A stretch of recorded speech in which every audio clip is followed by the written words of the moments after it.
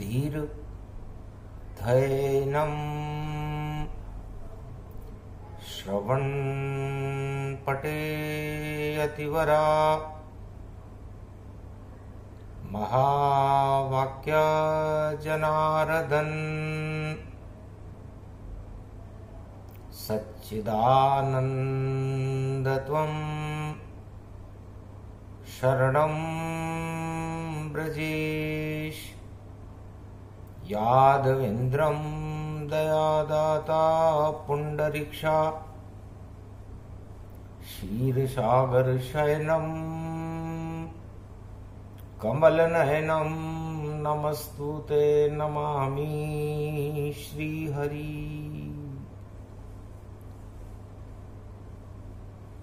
धैर्य से जिसको धारण किया जाता है, कर्ण पटुओं से जिनका पान किया जाता है, ऐसे सच्चिदानंद भगवान श्री यादवेंद्र सरकार को मैं नित्य ही चिंतन करता हूं, नमन करता हूं।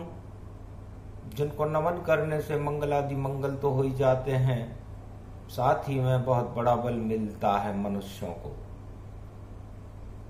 गुरुर् ब्रह्मा गुरुर्विष्णु गुरुर्नाम महेश्वर जगत गुरु नारायणं ब्रह्मा शिव स्वरूपम। त्रयोदशी महापर्व माघ मास मकर पर्वांति मकर संक्रांति वेद व्यापकम शिव व्यापकम ब्रह्म व्यापकम नारायणं शांत शक्तिं शांताकारं। ओम नमः शिवाय। हर हर महादेवाय। पशुपति नीलकंठे लंबोदरेकदंतं सर्वत्र विघ्ननाशा त्रिलोचना चंद्र लीलाटपटुदे त्रिपुंड तिलकम चतुर्भुजं मुक्तामणि परम प्रसन्न शिव। हर हर महादेवाय। नमस्तुते रामेश्वरम परम बिल्व पत्र रसाय। ओम नमः शिवाय नमो नमः। ओम कुमारिका क्षेत्राय नमः। ओम कोडेश्वराय नमः। कालिंदेश्वराय नमः। कश्मीरेश्वराय नमः। बरन्नाथाय नमः। सुखराय नमः। राधे गोविंदाय नमः। पंचमुखी हनुमंताय नमः। मनसा पूर्णाय नमः। महाशक्ति त्रयोदशी महापर्व द्वादश ज्योतिर्लिंगाय नमः।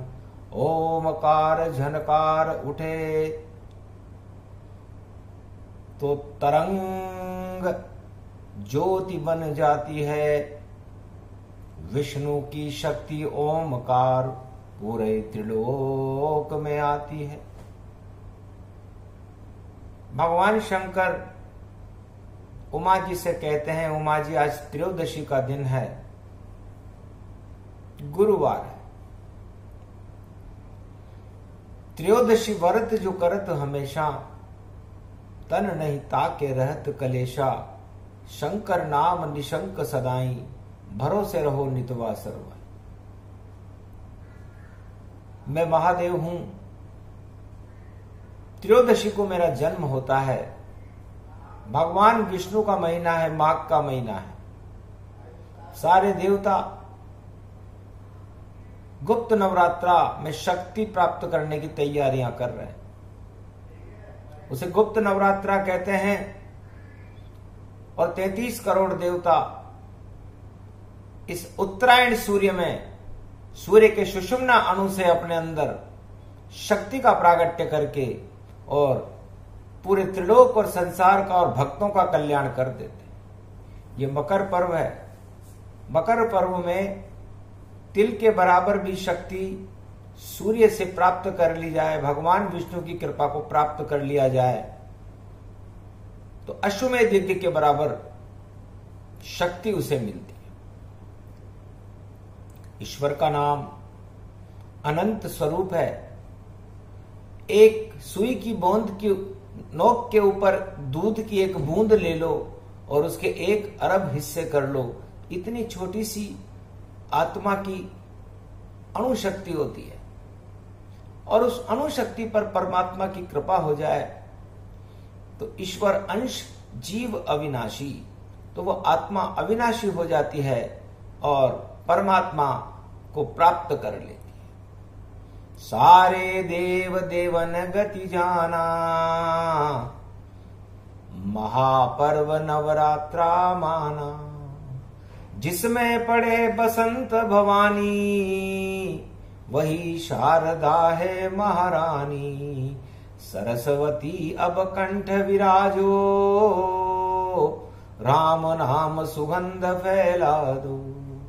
मौनी अमावस व्यापक पावे, शनिवार को ही ये आवे। कलयुग में और शनिवार को, और माघ अमावस जान, मौनी अमावस्या कहते हैं जगत में ऋषि संतान। सारे ऋषि और मुनि मौन में ही ईश्वर शक्ति को प्राप्त कर लेते हैं।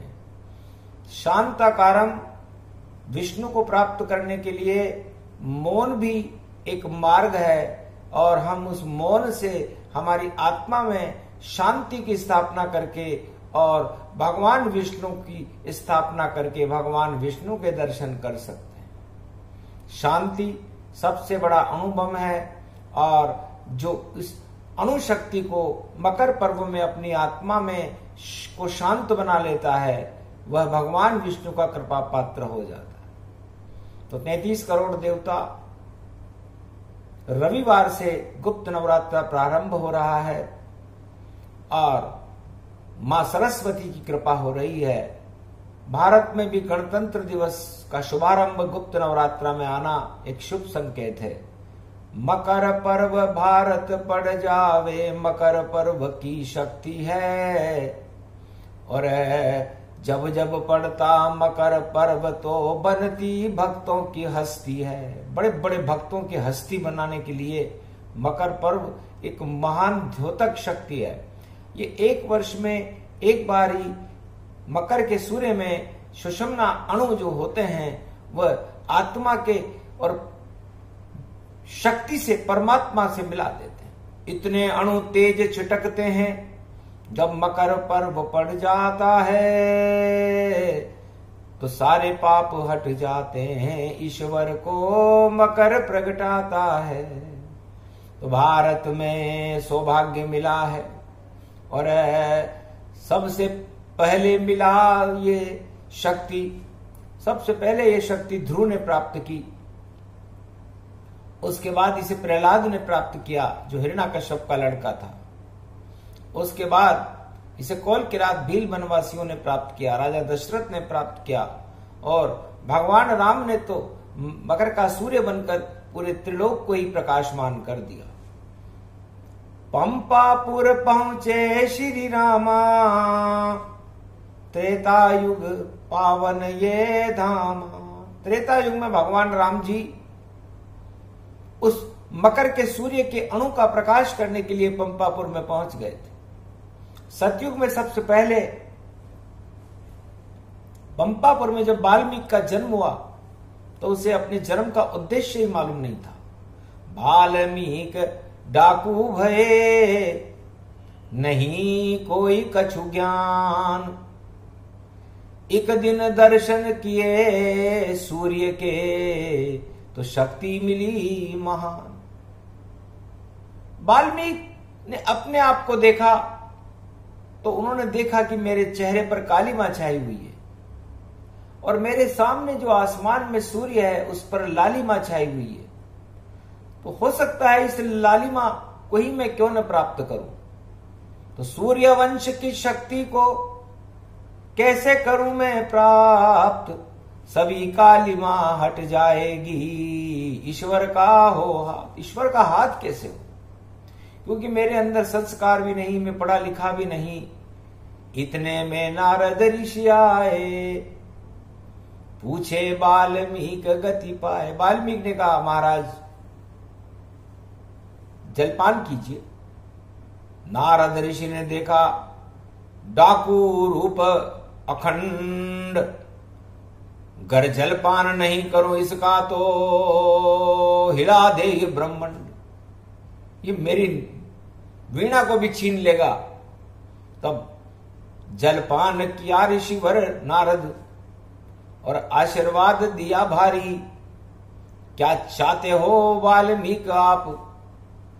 और आशीर्वाद ये नारद प्यारी, नारद जी का आशीर्वाद है। क्या चाहते हो? महाराज मैं डाकू हूं, जिस वस्तु को मैं चाहता हूं उसे अपनी शक्ति से दमखम से प्राप्त कर लेता हूं। आपकी खंजरी तो मुझे दे दो, ये मेरे काम की चीज है, आपके काम की चीज नहीं।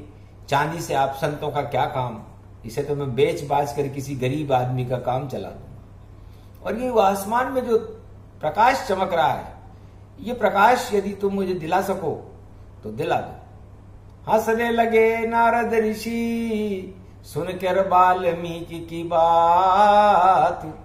अरे तेरे हाथ की बात नहीं है ये, सूर्य रूप रघुनाथ। ये तो रघुनाथ जी हैं जो सूर्य के समान चमक रहे हैं आसमान में, और तुम इन्हें प्राप्त करना चाहते हो तो तुम्हारे अंदर तुम्हें कुछ वस्तुएं छोड़नी पड़ेगी।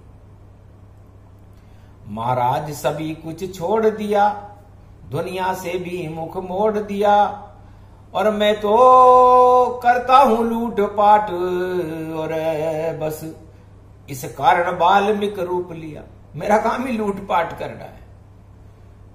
तब नारद ऋषि ने कहा कि लूटपाट करना चाहते हो तो राम नाम की लूट है, लूट सके तो लूट, अंतकाल पछताएगा प्राण जाएंगे छूट। तो वाल्मीकि ने कहा ये राम नाम कहां मिलेगा जिसे मैं लूटूं? कि ये वीणा जो तुमने मेरे से ली, इस वीणा में ही रहता है, और वीणा वादनी सरस्वती में राम शब्द प्रकटता है। श्रीमन नारायण नारायण नारायण।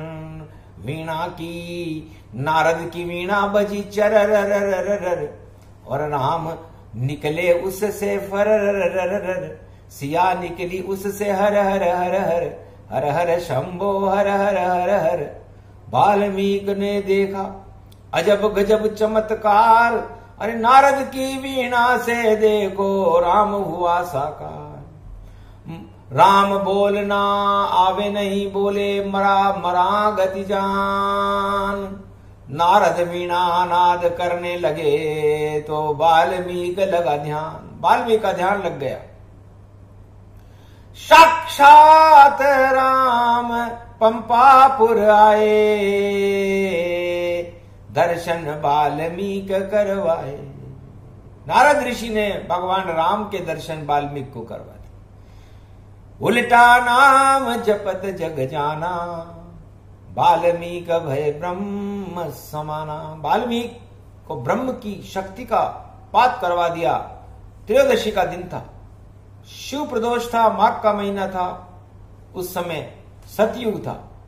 इस समय कलयुग है जब ये वाणी आ रही है, और जहां पर वाणी हो रही है वह भी पंपापुरी है। इंडोनेशिया, बाली द्वीप, सुमात्रा, जावा, जकार्ता, ये सब हनुमान जी की गदा का स्वरूप है।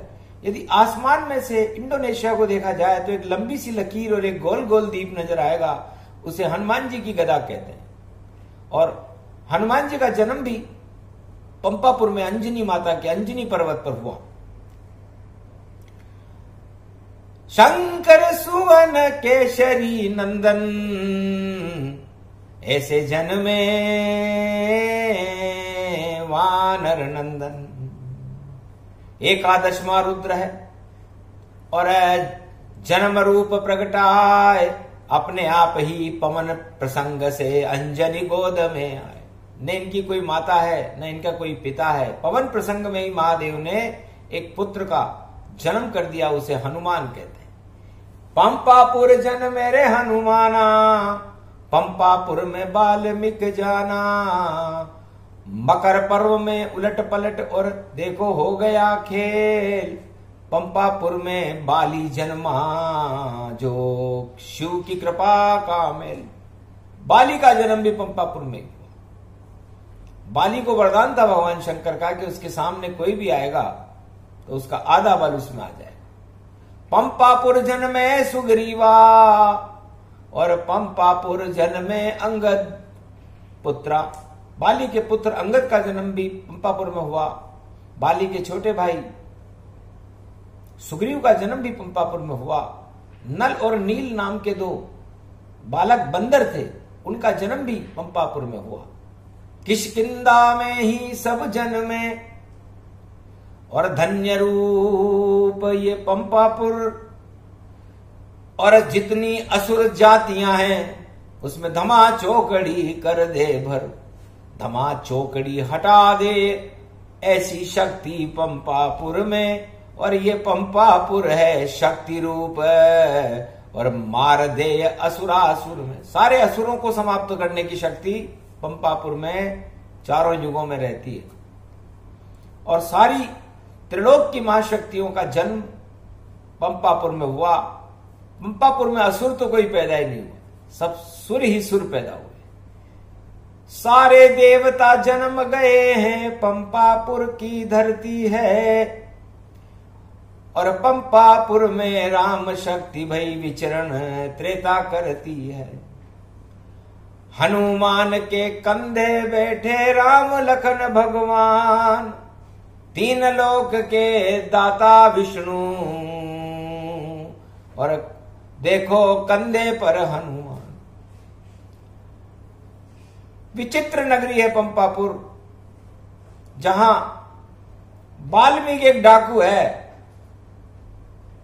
और नारद ऋषि की कृपा से उन्होंने अपने आप को वाल्मीकि भगवान बना लिया, ऋषि बन गए और पूरे त्रिलोक को वाल्मीकि रामायण का में राम जी और सीता जी और पूरे राम परि दरबार का दर्शन करा दिया। उल्टे से सुलटा हुआ, सुलटा कर गए राम। रामचरितमानस का अवतरण पंपापुर के धाम। तो रामचरितमानस का प्रागट्य इंडोनेशिया और पंपापुर जो भारत में है, ये भारत की सीमा है, उसी में वाल्मीकि ने किया था। मकर पर्व में रामायण को रचे वाल्मीकि भगवान। सतयुग में ही हो गया उन्हें राम का ज्ञान। तो रामायण की नगरी है ये पंपापुर, इंडोनेशिया। भारत में पंपापुर किष्किंधा वाला पंपापुर है, एक ही है, अलग नहीं है। उस समय ये सब भारत में थे। आज भी और आने वाले समय में भी भारत में ही हो जाएंगे। तो रामचरितमानस का जन्म पंपापुर में हुआ, तो पंपापुर की धरती कितनी पावन होगी। अमोघ शक्तिम सर्वशक्ति जगदम्बे महालक्ष्मी अर्धंगति दावती झांवती झनकती जमुना। अति पावन पंपापुर और रोम रोम गति जान। भारत के अणु अणु में और प्रगटे राम भगवान। वाल्मीकि ने सतयुग में राम के अणु को पैदा किया था, राम को नहीं। और राम का अणु वाल्मीकि रामायण है और ये भारत देश में अवतरित हुई। धन्य है वाल्मीकि। नारद ऋषि की कृपा से उन्होंने मकर के सूर्य में उसका त्राटक करके साक्षात्कार राम को पृथ्वी पर उतारने का काम वाल्मीकि ने किया। त्रेता युग जन में रघुराई, दशरथ पुत्र राम प्रगटाई। क्षीर सागर की खीर से और जन में देखो राम। और पूरे भारत में हुआ और भारत बन गया पावन धाम। पूरी अयोध्या और पूरा भारत राम के जन्म के साथ ही पावन धाम बन गया। ये वाल्मीकि की आराधना का और उसकी भक्ति का फल था पंपापुर में, कि राम को वो चरित्र करने पड़े जो वाल्मीकि ने लिखे थे। जो लिखाए वाल्मीकि वैसी लीला करनी पड़ती। और नारायण छोड़ दिया बैकुंठ और आ गए भारत की धरती। अवध में उनका जन्म हो गया। और पवन पुत्र प्रगटे रे हनुमाना। शिव का रूप त्रयोदशी जाना। आज त्रयोदशी है। एकादश में रुद्र का जन्म अंजनी के घर में हुआ। शंकर सुवन केशरी नंदन। और राम नाम की त्राटक से हुआ। भगवान शंकर तो अरबों वर्षों की समाधि लगाते हैं। राम नाम, बालक राम उनके इष्ट देव हैं। उसी के अंश से अतुलित बलधाम हनुमान जी का जन्म अंजना के घर में हुआ। अंजनी सुत बलवान पवन सुत माना, और प्रंपापुर में प्रगटे हैं हनुमान। त्राटक बाल्मीक सूरज से लगाई, उस सूरज को हनुमान ने गाल दबाई। उस सूर्य को हनुमान जी गाल में दबा गए। कितनी विचित्र धरती है ये पंपापुर की। अतुलित बल बन गए। और बाली रूप भक्ति जब करही, शिव वरदान बाली तन भरई। जाओ बाली, भगवान शिव की तुमने भक्ति की है तो तुम्हें वरदान है कि जो भी तुम्हारे सामने आएगा उसका आधा बल तुम्हारे में आ जाए। और सुग्रीव रूप गति जाना, और बोले शिव उमा गति माना। भगवान शंकर कहते हैं राजा इंद्र का रूप था सुग्रीव। बड़ी इच्छा थी उसकी कि मैं पृथ्वी के ऊपर पंपापुर में भी राज करूं। तो पंपापुर में राज का मिला उसे संजोग, हनुमान ने करी मित्रता, और सुग्रीव राम का जो रक्षाबंधन के दिन हनुमान जी ने सुग्रीव की मित्रता करवा दी। और राजा इंद्र जो सुग्रीव बने हुए थे उनको यह सौभाग्य मिला कि पंपापुर का राज करो और राम के चरणों का ध्यान करो। तो राजा इंद्र भी राम की सेवा में सुग्रीव बनकर आ गए। और अंगद बाली का बेटा, और बाली करवाई राम से भेंटा। बाली ने राम से भेंट करवा दी अपने बेटे की कि आपने मारा है मुझको, बैकुंठ से तारा है मुझको, और तारा तो मेरी स्त्री है, अब छोड़ रहा हूं मैं उसको। मेरे बेटे को रामचंद्र अब आप स्वयं स्वीकार करो। बाली मरते मरते करे पुकार, इसका सत्य साकार करो। इतनी शक्ति भर दो इसमें, और राम समान ये पुत्र करो। जितनी शक्ति श्री राम में है उतनी बालक अंगद में भरो। राम ने कहा तथास्तु, जाओ। तो अंगद राम की कृपा का पात्र बनने वाला, पूरी रामचरितमानस में कोई पात्र है तो वह अंगद है। और राम जी के सामने बैकुंठ में जाने वाला यदि कोई पात्र है तो वह बाली है। और राम और लक्ष्मण जो त्रिलोक की बड़ी शक्ति है, शेष जी और नारायण को कंधे पर उठाने वाला यदि कोई शक्तिशाली महापुरुष बना तो वह हनुमान है, जो राम जी के चरणों का दास। और डाकू बनकर भी जो राम चरित्र की लेखनी से पूरे संसार में राम का प्रकाश फैलाने में सफल हुआ, वो डाकू वाल्मीकि है। जो लिखा उस पर चरित्र राम जी को करना पड़ा। अब बाकी बच गए दो बंदर, जो इंडोनेशिया के अंदर, और नल और नील है नाम उनका, जो पत्थर तेरा दे समंदर। ये दो इंजीनियर थे उस समय के, मातंग ऋषि के शिष्य थे। और मातंग ऋषि के शिष्य ये बहुत शैतान थे दोनों बालक। इस समय इंडोनेशिया में है। और जो पूजा मातंग ऋषि करते थे, उनकी पूजा को ही ये डुबा देते थे, कुएं में फेंक देते कि न रहे बांस न बजे बांसुरी, हम तो बंदर हैं, हमें क्या पढ़ने लिख के करना है। समझ गए गुरु मातंग ऋषि, और गुरुवार का दिन आया और ऐसी सिद्धि दे दी दोनों को कि पत्थर जल में तैराया। अब तो दोनों हार मान गए, गुरु को करे प्रणाम। धन्य धन्य गुरु मातंग ऋषि, जो कैसा कर गए काम। हम तो रोज डुबाए भगवाना, और तैरते तैरते वापस आना। ये तो हम डुबा देते, आप तैर रहे, अब हम करें तो क्या करें। आखिर उन्होंने गुरु के चरणों में जाकर माफी मांगी। तब गुरु ने कहा, जाओ, राम नाम डूबे कभी, चारों युगों में ना आए। जाओ, तेरा देना पत्थर, नाम गुरु गति पाए। जाओ, अपने गुरु का आशीर्वाद तुम्हें मिल गया है, अब तुम। राम नाम भी डूबता है क्या? कैसे शिष्य हो तुम हमारे? इंडोनेशिया में हो इस समय, कलयुग में, त्रेता में वहां थे पंपापुर में। कभी डूबेगा नहीं राम नाम, ये सिद्धि तुमको देते हैं। जिस पत्थर पे लिख दोगे राम, वह पत्थर तैरते रहते हैं। तो कृपा का पत्थर वाणी बेटा, तेरा भी तैर ये जावेगा। लिख दिया है तूने पुस्तक में, ये राम नाम जग जावेगा। ऐसी ज्योति जले राम की, शिव रामायण पाए। नल और नील बंदर थे तुम इस कलयुग में इंडोनेशिया, इस जान करके बुलाया। हंसी खेल नहीं कोई है, ये सब राम की लीला है। और राम बड़ी शक्ति है भैया, देखो कुटुंब कबीला है। माँ बाप तुम्हारा राम नाम, और सब कुछ तुम्हारा राम नाम।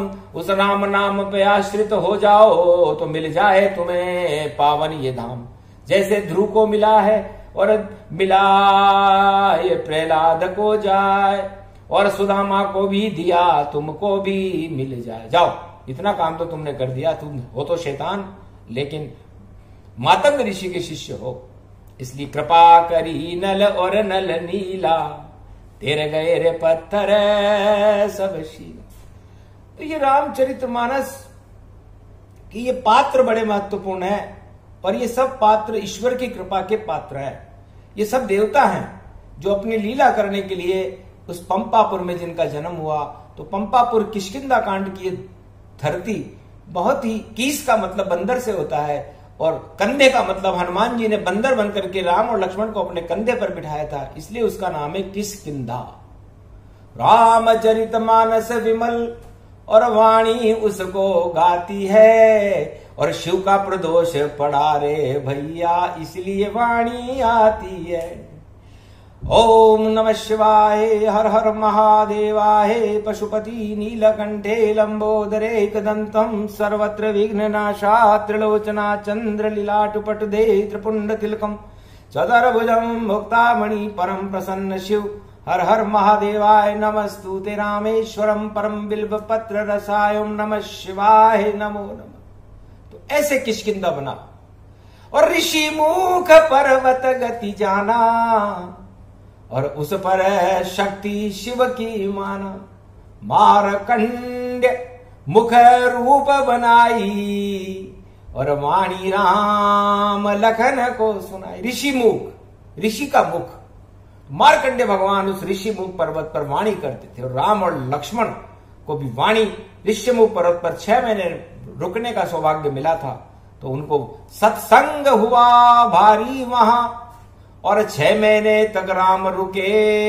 6 दिन भी वाणी नहीं रुकी, पर देखो शक्ति यहां मिले। तो जिसको जहां मिलनी हो शक्ति, उसे ईश्वर वहां ले जाते हैं, और चुपचाप दर्शन ही दर्शन में और शक्तिपात करवाते हैं। सब कुछ अपने आप हो, और सब कुछ सुफल बनाए। सुफल मनोरथ होए तुम्हारे, ये वरदान शिव जी दे जाए। भगवान शंकर ने कहा, जाओ वाणी, सुफल मनोरथ हो तुम्हारे। तुम्हारा हर काम भारत के लिए हो, भारत की प्रजा के लिए हो, और भारत को राम राज्य बनाने में और भारत को सोने की चिड़िया बनाने में अपना पूरा योगदान लगा दो। जीवन मनुष्य का बार बार नहीं मिलता, भोगों में इसे मत गवाना।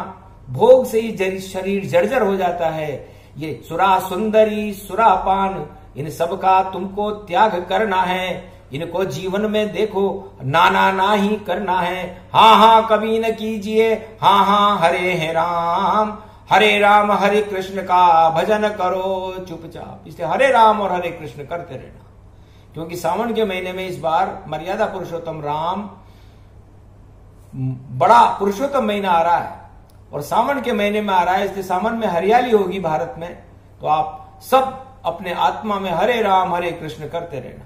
तो हरे राम हरे कृष्ण करने से वो 13वें महीने के अंदर हिरण्यकश्यप मरा था, रावण मरा था, ये वरदान लेके आते हैं। इसलिए कोई बड़ी शक्ति का मरना लिखा हुआ है, और वो इस देश को, भारत देश को छोड़ेगी, या विश्व में किसी भी जगह कोई बड़ी आत्मा का भगवान यहां से नामो निशान मिटाने वाले। ये योग बड़ा है प्रबल प्रबल, और अपने आप हो जावेगा। जो भारत पे आंख उठाएगा वह वहां तबाह हो जावेगा। इसलिए भारत पर तो आंख उठाकर दर्शन करो भगवान, भारत ही भगवान है जो करते हैं कल्याण। ओमकार निराकार की ज्योति और मान सरोवर जलती है, ये पर्वत बड़ा ही पावन है, वहां शिव की शक्ति रहती है। वाणी भी शिव शक्ति है, ओमकार का ज्ञान, अनहद नाद इसके पास है और सूक्ष्म ब्रह्म समान। सूक्ष्म ब्रह्मांड में इसके ओमकार की झनकार से जो तरंग उठती है उससे वेदवाणी बनती है, और वेदवाणी मुखार बिंद से वाणी बनकर के शब्द बनकर के सारे संसार में छा जाते हैं। आज त्रयोदशी का दिन है, भगवान शंकर बड़े आह्लादित हैं और सुमुखी पार्वती को और विष्णु ज्ञान सब देते हैं। और इंडोनेशिया की धरती, इसको पंपापुर ही कहते हैं। ये पंपापुर इंडोनेशिया जो भारत से बाहर है, ये हनुमान जी की गदा बाहर रख रखी उन्होंने। बाहर इसलिए रखी कि जितने भी विदेशी लोग हैं, यदि उन्होंने भारत पर कोई प्रकोप करने की कोशिश की तो ये इंडोनेशिया का ये गदा राम रूप की चले रे कतरनी और राखे गो हनुमान। तो ये राम नाम जिधर जिधर राम जी इशारा करेंगे ये गदा उधर उधर चलेगी, और ये चलने की तैयारी शुरू हो चुकी है। इसलिए सुख सौभाग्य गति रूप भवानी और गदा हनुमान की जानी। हनुमान की गदा में और इंडोनेशिया में कोई अंतर नहीं है। आप नक्शा उठाकर देखिए और भारत का नक्शा उठा करके भी देखिए। उड़ते हुए गरुड़ के ऊपर भगवान विष्णु बैठे रहते हैं। जहां पर कन्याकुमारी है, लंका है, वहां पर गरुड़ जी के पांव होते हैं, तो भगवान विष्णु के पांव होते हैं, जो रामेश्वर स्थापना उसे कहते हैं। और हिमालय उनका मुखार बिंद होता है। ये उड़ता हुआ गरुड़ है जिसमें द्वारकापुरी और जगन्नाथ आ जाते हैं। और ये पूरा भारत भगवान विष्णु का स्वरूप है। उस गरुड़ पर लक्ष्मी और विष्णु बैठे रहते हैं। तो कितना सौभाग्यशाली भारत। और गरुड़ रूप दर्शाता है जिस पर लक्ष्मी विष्णु होते, ये नक्शा कहां नहीं पाता। ऐसा नक्शा है भारत। धन्य धन्य भारत का नक्शा। और दर्शन कर लोता है माघ महीने में विष्णु भारत ही बन जाए। इसलिए मकर का सूर्य उनका अभिनंदन करता है, भगवान विष्णु का अभिनंदन करता है, क्योंकि वो देखने आते हैं अपने भवन को। भारत का भगवान का पहला भवन बैकुंठ है और दूसरा भवन भारत है, और उसके मालिक भगवान विष्णु और लक्ष्मी मकर के सूर्य में उसके दर्शन करने आते हैं। जाओ तुम दोनों को भी दर्शन देंगे भगवान, और बाली द्वीप में निश्चित मिलेंगे, और बालक बन या तो बालक बन के मिलेंगे या वृद्ध बनकर मिलेंगे, लेकिन तुम्हें से जरूर बातचीत करेंगे। अब देख सको तो देखना और आशीर्वाद करो प्राप्त। क्या रखा है इस जीवन में, ये तो होता रहता समाप्त। ये तो आता है और चला जाता है। ये कोई आपने 1 करोड़ प्राप्त भी कर लिए, बड़े महल भी बना लिए, भारत के राष्ट्राध्यक्ष भी बन गए, विश्व के राष्ट्राध्यक्ष भी बन गए, तो कुछ भी नहीं रखा। मरना तो है ना, फिर उसके बाद क्या रखा। तो इसलिए इन चक्करों में मत पड़ो, चक्कर चलाओ एक, कैसे राम के दर्शन होवे, ये शक्ति रूप विवेक। ऐसा सोच अपने अंदर पैदा करो, तब शक्ति की कृपा होगी। क्योंकि स्वकृपा के बिना ईश्वर कृपा नहीं होती। जब आप भोगों में फंस जाओगे, आपके हाथ पांव में शक्ति नहीं रहेगी, तो भगवान से क्या खाक मिलोगे। इसलिए पहले स्वकृपा पैदा करो, फिर शिव कृपा पैदा करो, फिर हनुमान कृपा पैदा करो, फिर राम कृपा पैदा करने के बाद मन जीव और आत्मा को एकाकार करके, ध्येय ध्याता और ध्यान को एक मुद्रा में बना करके, आत्मा रूपी मुद्रिका को लेकर के, जैसे हनुमान जी सीता जी के पास गए थे, आप विष्णु भगवान के पास जाओ, तब आपका जीवन सफल होगा। ये योग बड़ा बतला दिया है, ये पुस्तक में कहीं नहीं मिले। ये नाभि कमल है आपका भैया, इसमें 9 दुर्गा खड़ी मिले। नाभि के अंदर जो ये कमल का फूल होता है, इस पर 9 दुर्गा शक्ति बनकर के खड़ी रहती है। अब और आप इसके अंदर अशुभ विचार लाते हो, इसलिए आपकी सारी इंद्रियां अशुभता की ओर चली जाती है। यदि आप इसमें अपने विचारों को अशुभ न करो, सुरा सुंदरी के चक्कर में न पड़ो, धन धान्य के चक्कर में न पड़ो, तो आपकी 9 की 9 दुर्गाएं आपको आशीर्वाद देगी, अष्ट सिद्धि और 9 निधि का, और भगवान से मिला देगी।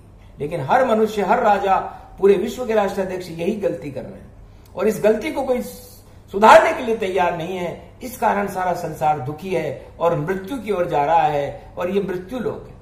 लेकिन आप इस समय इंडोनेशिया में हो। ई का मतलब ईश्वर से है, इसलिए ईश्वर की तरफ देखो। जिस देश में आप बैठे हो उस शक्ति को समझो कि वह वहां की शुरुआत कहां से होती है। तो सारे त्रिलोक की शुरुआत ई से होती है, ईश्वर से। और आपने लक्ष्मी जी को भी देखा होगा, लक्ष्मी जी को ईख बड़ी पसंद है, गन्ना। तो रस, तो वो खारे पानी की महाशक्ति मीठे पानी के क्षीर सागर में बैठी रहती है और दोनों तरफ उसके हाथी खड़े रहते हैं। तो हाथी भाग तुम्हारा है और हाथी रूप सब प्यारा है और हाथी पे बैठे राजा सब और सब सत्ता का राज दुलारा है। तो हाथी छोड़ो आप सब और हाथ जोड़ लो आज और लक्ष्मी विष्णु को नमन करो तो बने रहो कृपा पात्र। तो भगवान विष्णु और लक्ष्मी के कृपा पात्र बन जाओगे तो आपको अक्षय पात्र मिल जाएगा, फिर आपको कोई अभाव अभियोग नहीं होगा।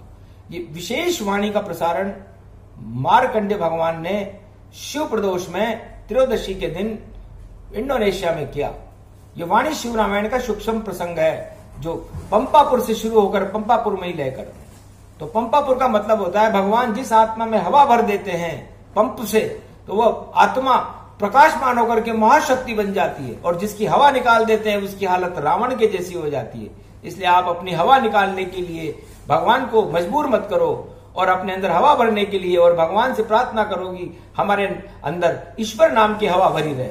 हनुमान जी के अंदर राम जी ने इतनी हवा भर रखी है कि वो हवा कभी निकलती नहीं है, अतुलित बल है, ब्रह्मचारी है, उनके पास न कपड़ा है, न वस्त्र है, न कोई उनके पास परिवार है, न उनका कोई है, बस राम जी की हवा भरी हुई। इसलिए बने रे हनुमान पंपापुर में जन्म गए हैं अंजनी सुत बलवान। धन्य धन्य पंपापुर जाना किष्किंधा कंधा ये माना, उसका परीक्षण किया रे भवानी राम लखन कंधे पर जानी। उस हवा का परीक्षण राम लक्ष्मण ने भी किया कि वास्तव में हवा हमने जिस बंदर में हवा भरी है उसमें दम भी है कि नहीं। तो परीक्षण में सफल हुए और आज भी हनुमान जी महाराज भगवान राम के चरणों में ही बैठे रहते हैं, इतनी हवा उनके अंदर है। इसलिए आप राम नाम की हवा हर भारतवासी सवा अरब आत्माएं अपने अंदर भर करके राम और राम दरबार को कभी नहीं भूले। चाहे आप राजा बनो या गरीब बनो, अमीर बनो, कुछ भी बनो, लेकिन राम सिया मत भूलना। और भूलो जिग जंजाल, सारे जग जंजाल ही और प्रगटाते हैं काल। इसलिए इस काल के चक्कर में न पड़ करके आप अंजनी लाल के चक्कर में रहो और ब्रह्मा विष्णु महेश के प्रकाश में रहो। सूर्य जैसा प्रकाश आपका हो, आपके जीवन में सब शुद्धताएं हो, सारी जीवन की सफलताएं आपको मिले। यह आशीर्वाद संपूर्ण भारत और पूरे विश्व को दिया जाता है। ये प्रसंग जो भी सुने राम शिव कृपा पात्र और शक्ति उसको मिलती है देखो हाथों हाथ। बोलो जय श्री राम, जय भारत माता।